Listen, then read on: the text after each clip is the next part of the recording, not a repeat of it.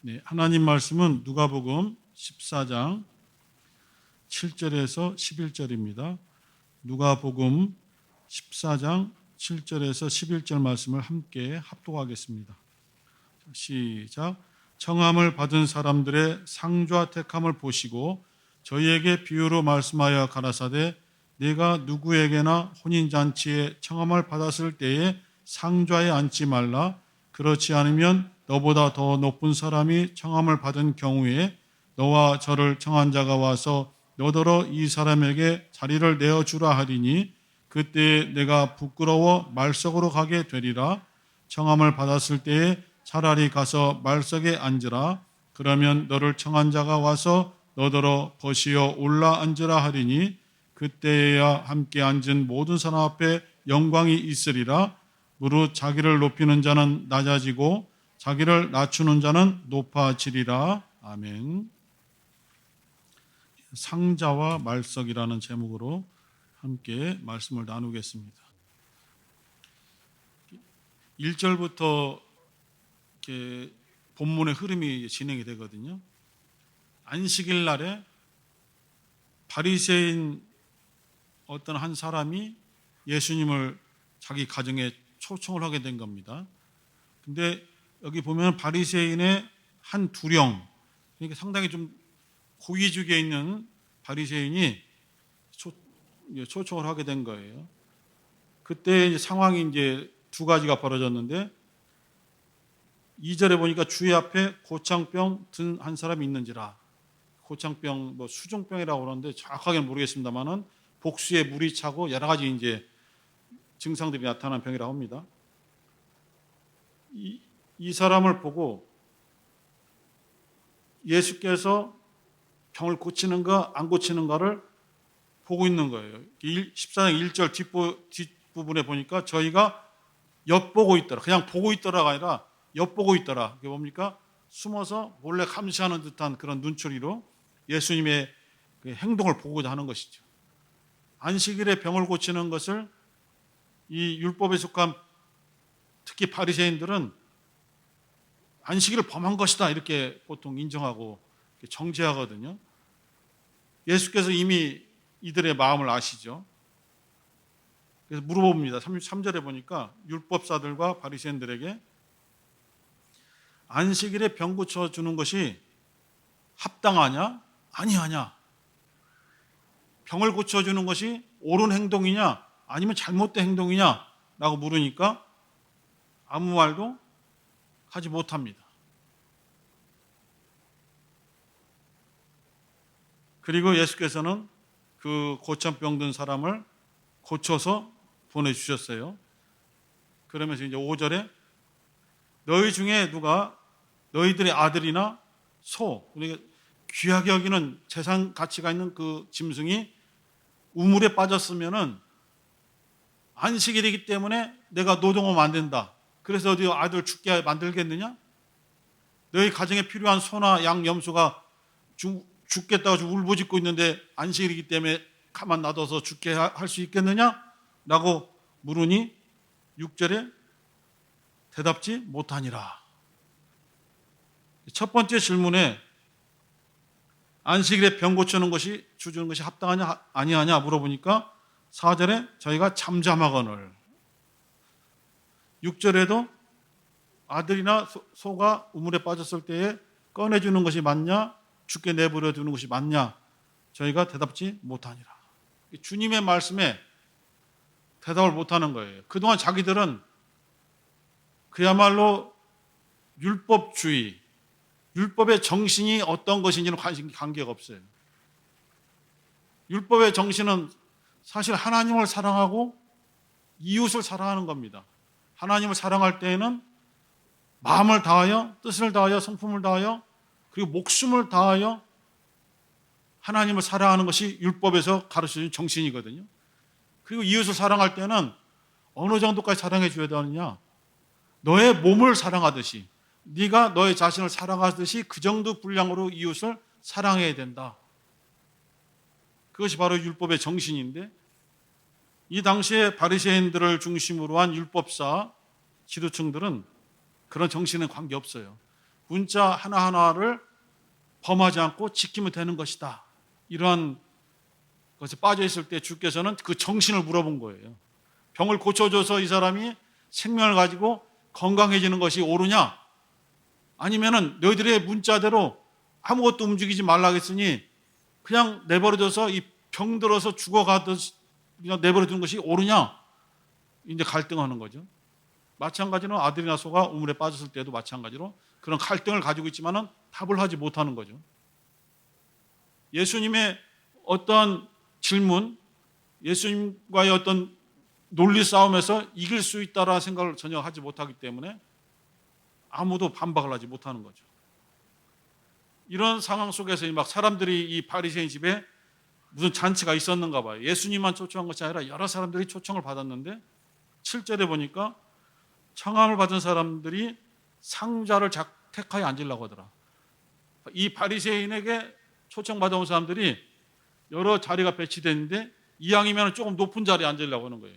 그래야만 사람들에게 내가 이렇게 하는 것처럼, 또 어느 곳에 가도 뭐 무슨 장 해갖고 잔장, 고추장, 된장이 아니라 무슨 위원장, 부장, 무슨 장 해갖고 장들 그 부층이라고 골치 아파요.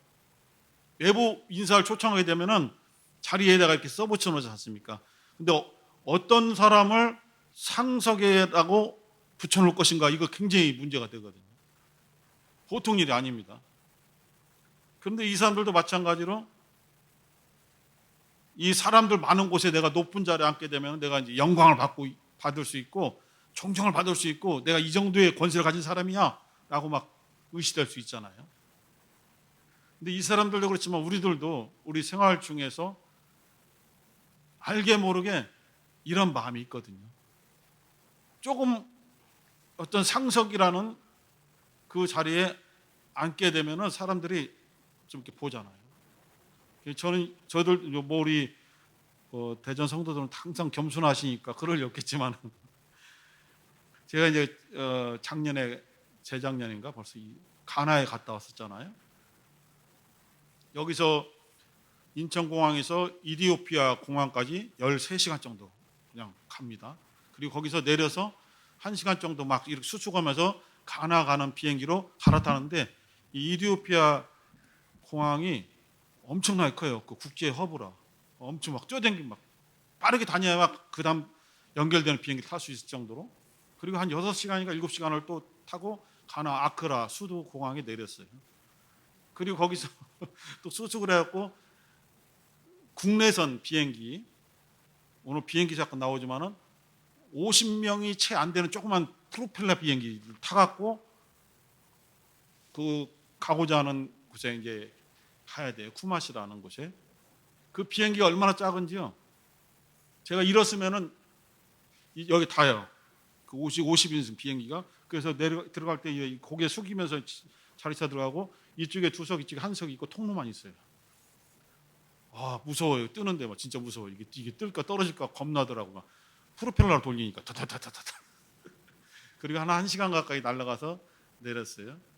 내리고 엄청나게 피곤하지 않습니까? 거의 달려간 시간이 거의 꼬박 24시간 거의 가까이 비행기 타고 갔는데요. 정신이 없죠. 그리고 내렸는데 이제 그 공항에 그 목사님과 성도들이 나와서 환영해주고 이제 승합차 2대로 해서 한 대는 우리 그 여행 가방 캐리어를 싣게 되죠. 마른 승합차인데 뜯어보니까 운전석밖에 없어요. 나머지는 다 그냥 짐칸이에요. 그게 그렇게 하면 사람을 또 많이 태울 수 있대요. 거기. 또 하나는 이제 우리 이 교계업에서 중고 스타렉스를 배로 보내줬는데 그것을 아까워서 타지를 못하고 기름값 돈다고 중요한 날에만 한 번씩 시동 걸어 트는 거예요. 우리 갔을 때 그걸 끌고 나와서 스타렉스를. 그리고 이제 문을 열려서 제가 제일 먼저 탔는데 저는 습관적으로 사람들이 많을 때는 제일 타고 제일 뒷자리에 가서 제일 구석에 앉아요. 그래야만 차곡차곡 타잖아요. 구석에 앉아 있는데 목사님이 난리 난 거예요. 내가 안 보여갖고 막 찾으러 다니는 거예요. 왜냐하면 그분 생각에는 주 강사로 저를 초청했기 때문에 나로 하여금 가장 편한 자리, 그 운전석 바로 옆 자리가 스텔스는 가장 편해요. 그곳에 앉게 하려고 했는데 앞만 봐도 내가 없으니까 저 여기 있어요. 뒤에서 그 소동이 한번 벌어졌거든요. 이러한 그 오히려 그 가나를 비롯한 아프리카 국가가 굉장히 보수적이더라고요. 그 위계 질서라든가 굉장히 보수적이고 힘들어요. 그게.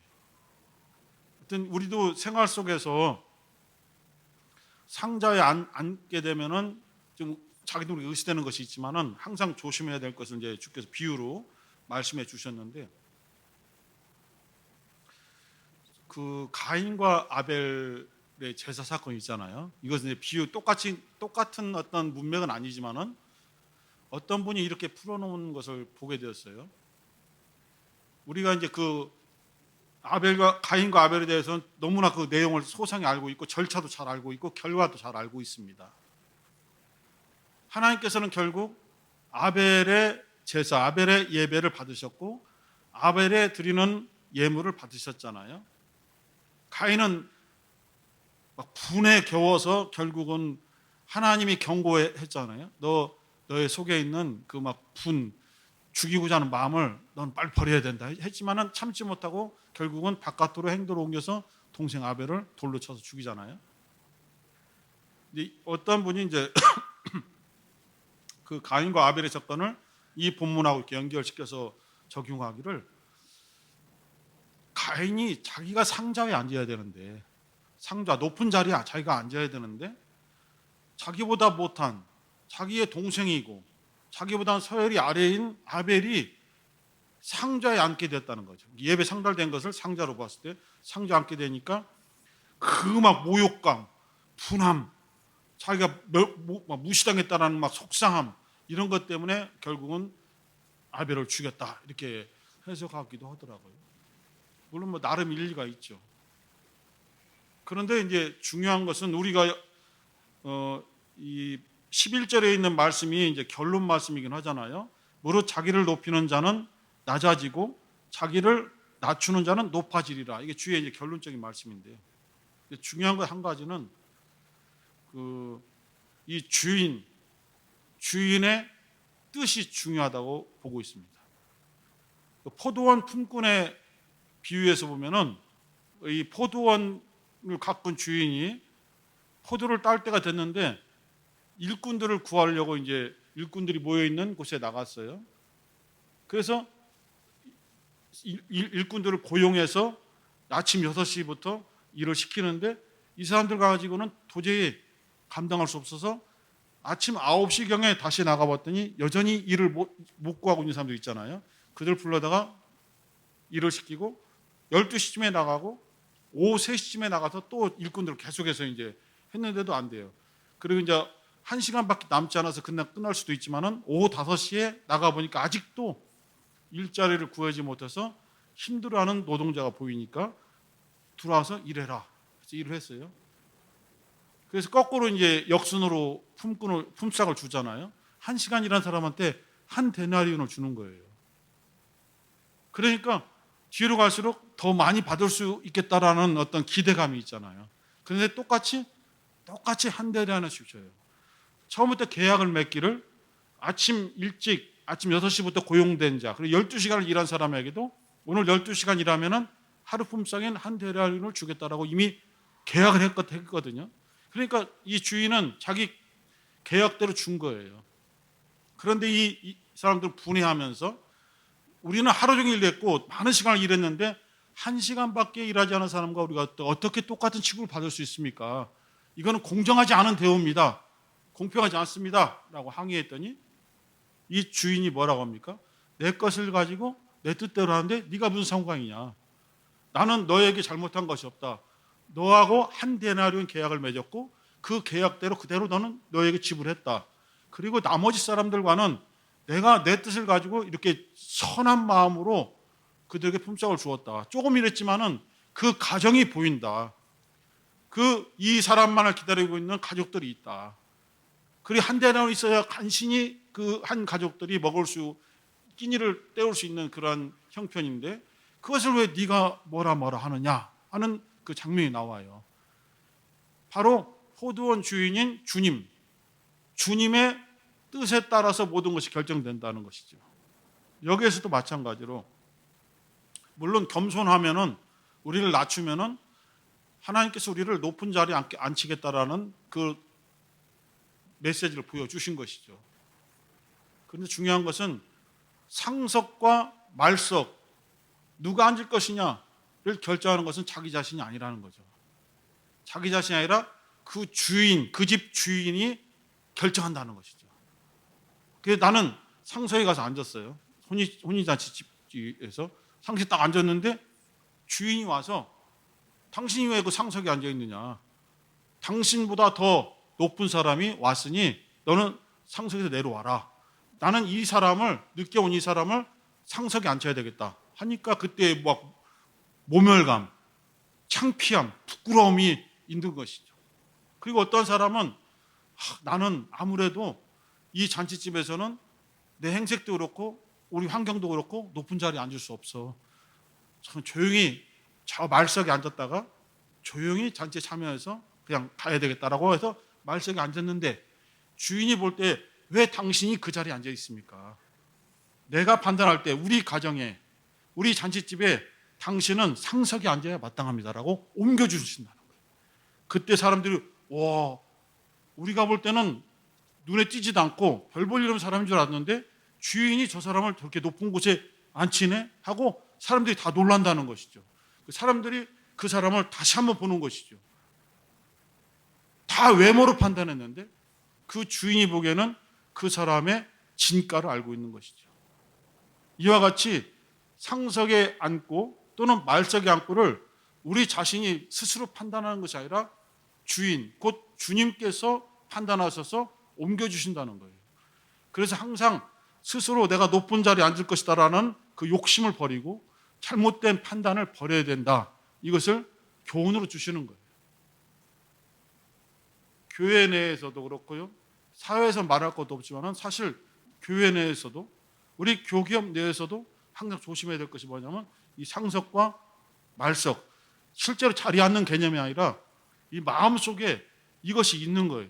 계속 어느 기관이든지 이것이 없어야 되는데 항상 갈등을 가져오게 되고 부딪히게 되고 항의하게 되고 도가 넘어가게 되면 상당히 혈기를 내고 그런 일들이 우리 교기업 내에서도 벌어지는 것이죠.